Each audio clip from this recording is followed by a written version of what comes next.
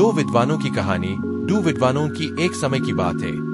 एक गांव में एक गुरु रहते थे जिन्हें खबर हो गई कि एक अन्य नगर में एक और विद्वान आए हुए हैं। वे अद्भुत ज्ञान के मालिक थे और आगे बढ़ने के लिए सबकी सहायता कर सकते थे। ये खबर सभी को बहुत पसंद आई और सभी लोग उस नगर में उनसे मिलने के लिए जूझने लगे। इन दो विद्वानों की राजा को पता चलते ही वहां का राजा उनसे बात करने के लिए अपने दरबार में बुला ले आए। राजा ने दोनों विद्वानों से अपने राज्य में ज्ञान का प्रचार करने का आग्रह किए। दोनों विद्वान ने राजा के आह्वान को स्वीकार किया और उन्होंने राजा के सामने आगे जाकर कहा, आपके सामर्थ्य के लिए हमें गर्व महसूस हो रहा है महाराज। हम आपकी सेवा में हमारा सर्वोच्च कर्तव्य मानने के लिए तत्पर है।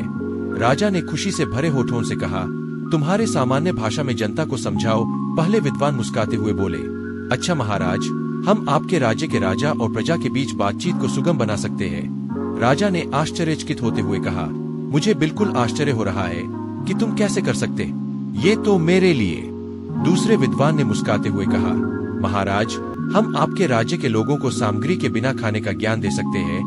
राजा ने बहुत ही आश्चर्यचकितता से कहा, मैं ये सचमुच मानने में सक्षम नहीं हूँ। कृपया मुझे बताओ, तुम इस बात को कैसे संभव कर सकते हो।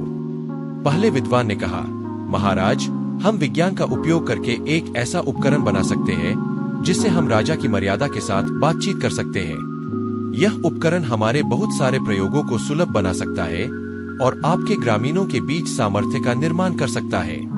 दूसरे विद्वान ने कहा, महाराज, हम खाना खाने की जरूरत के बिना एक ऐसा प्रयोग बना सकते हैं जिससे खाने की जगह नहीं होती है।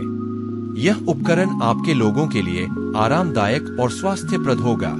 ये सब सुनकर राजा बहुत प्रभावित हो गए और उन्होंने दोनों विद्वानों का स्वागत किया और अपने राज्य में इन उपकरणों का प्रचार कार्य करने के लिए उन्हें सौभाग्य दिए।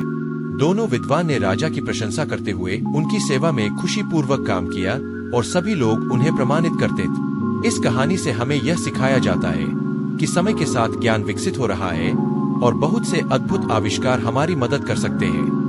दो विद्वानों के उदारता, समर्पण और सेवा भाव की मिसाल हमें ये बताती है कि हमें हमारे ज्ञान और कौशल को समाज की सेवा में लगाना चाहिए।